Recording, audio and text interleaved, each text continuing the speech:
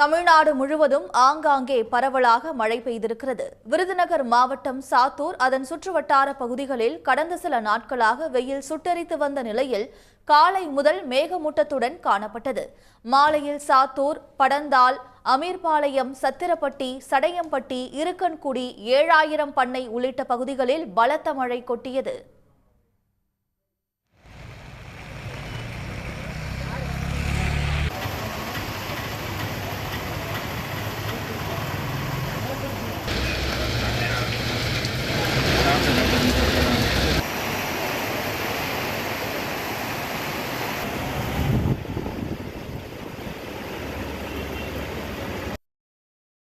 திருப்பூர் மாவட்டம் அவிநாசி சுற்று வட்டாரத்தில் 2வது நாளாக இன்றும் கனமழை பெய்தது.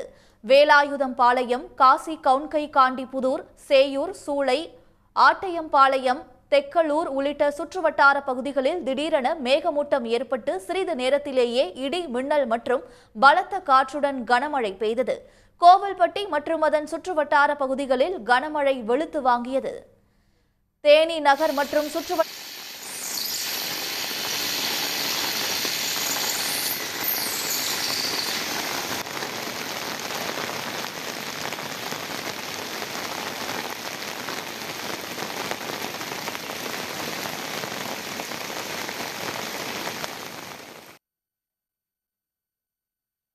தேனி நகர் மற்றும் சுற்றுவட்டார பகுதிகளில் காலையிலிருந்தே வானம் மேகமூட்டத்துடன் காணப்பட்ட நிலையில் மாலை கனமழை பெய்ய தொடங்கியது.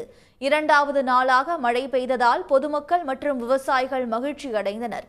கொடைக்கானல் மலைப்பகுதிகளில் கடும் பனிமூட்டம் மற்றும் அவ்வப்போது மிதமான மழை பெய்து வருகிறது.